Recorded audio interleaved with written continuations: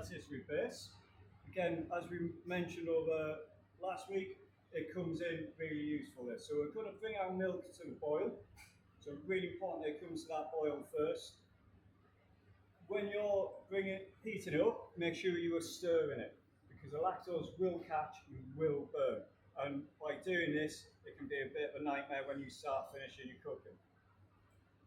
So when that comes up, we're going to just leave that for a second. So we've got 500 mils of milk, we've got some vanilla seeds in there, we've got 2 eggs, 100 grams of sugar, 50 grams of strong flour, and 20 grams of custard powder. So we're going to start off with the sugar and eggs, whisking them up, just breaking them down.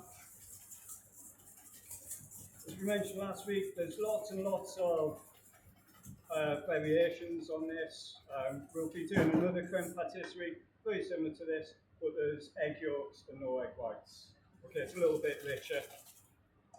Then in goes our dry ingredients. That's flour and corn flour, and we're going to bring that together. Make sure we get all of that incorporated.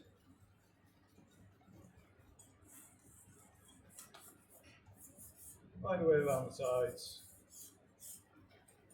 Okay, so it's nice and smooth.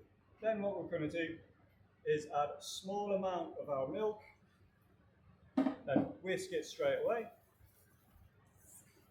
With the creme patisserie, we're going to be whisking it, not using a spatula or a wooden spoon, because it's starch thickened.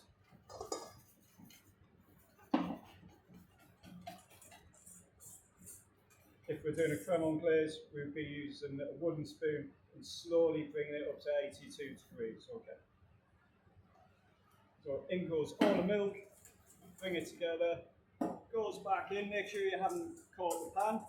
If you've burnt the pan on the sides or anything like that, just get a fresh pan, please. Then we're going to bring this up to the boil. And this does go very, very quickly. Then we're going to cool it down as fast as we can. But the main thing that we're going to do is we've got a bowl ready to go. I've got a spatula. I'm going to scrape it out of this pan into a clean, dry bowl, then cling film straight on top so it doesn't get that skin on.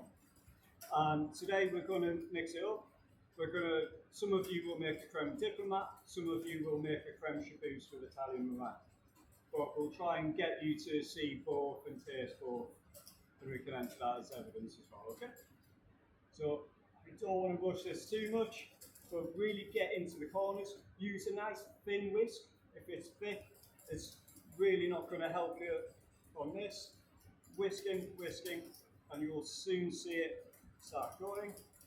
So I'm turning it up to a nice high heat.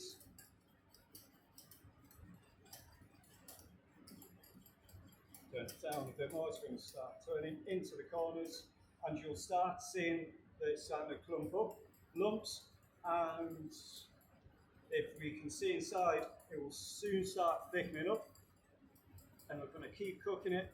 As soon as this boils, it will just instantly start thickening.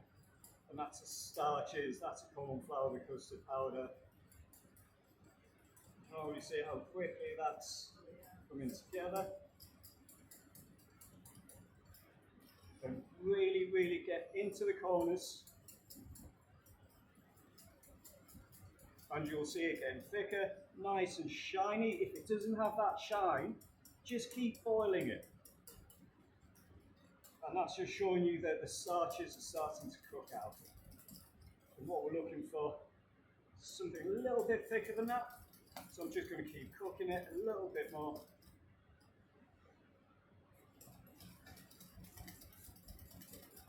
Now that is really thick, and that's going to set really, really nice. So very quickly, off the heat, just using a spatula, and we're going to scrape out into